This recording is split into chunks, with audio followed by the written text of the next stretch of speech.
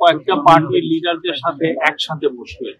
হ্যাঁ, এমন না আগে যেরকম মিটিং গুলো হয়েছে যে একটা পার্টির সাথে ঐক্যমত্য কমিশনের সাথে মিটিং হয়েছে, খুব ইন্টেন্সিভ মিটিং।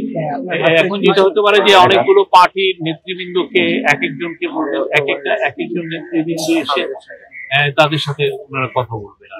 অনেকগুলো 10-15টা পার্টির দেখা গেল নেতৃবৃন্দ একটা মিটিং এ এসছে, এরকম হতে পারে। ডক্টর আলী রিয়াজ স্যার, তারপরে সিনিয়র সেক্রেটারি মনির হায়দার, এনারা বলবেন এটার কিভাবে যে এই সপ্তাহে শুরু হয়ে যাবে। উনি প্রায় 4 মিনিটের একটা মিটিং বক্তব্য দিয়েছেন, আমি একটু পরে এটা আপনাদেরকে দিব। আমি এটা নিজেও উনি আজকে প্রথম পর্বের যে ডায়ালগ যেটা হয়েছে সেটা সমাপ্তি ঘোষণা করবেন এবং নতুন যে সেকেন্ড পর্ব যে শুরু হলো সেটা উদ্বোধন করলেন এবং উনি সবার প্রতি সবাইকে থ্যাঙ্কস জানালেন যে সবাই পার্টিসিপেট করেছেন।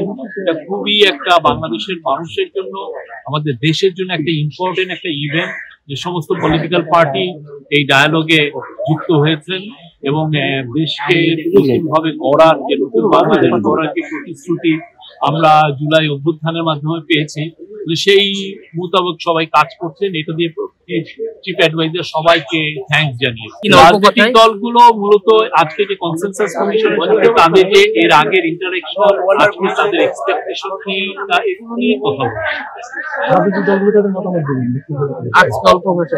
আজকে অল্প, অবশ্যই অল্প। আমি যখন আসছি তখন একটা দুটো পার্টি অলরেডি কথা বলছে।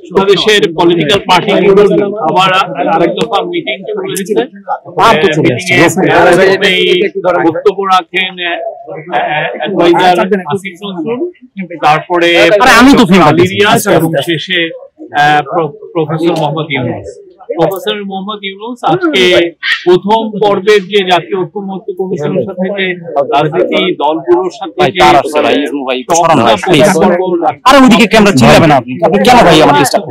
সেকেন্ড পর্বটাও শেষ হবে। সেকেন্ড পর্ব পরে আশা প্রকাশ করেন যে খুব দ্রুতই জুলাই চার্টার গৃহীত হবে। তো আশা করা যাচ্ছে পলিটিক্যাল পার্টি যারা নেতৃবৃন্দ আছেন সবাই কথা বলবেন। কথা বলার সাথে সাথে আমাদের পলিটিক্যাল পার্টি সেকেন্ড পর্বে আমার তো ভাই সামনে থেকে তো আর আমি পাচ্ছি না। 28টা দল সবাই অলমোস্ট এসছে। আমি আমরা পরে আপনাদেরকে সমস্ত পলিটিক্যাল পার্টির আর এই সমস্ত জায়গায় তারা দ্বিমত প্রকাশ করছেন, সেগুলো নিয়ে এখন আলোচনা হবে কিভাবে সবাইকে একই টেবিলে একই ঐক্যের মধ্যে আনা যায়, এই জায়গাগুলো তৈরি করার।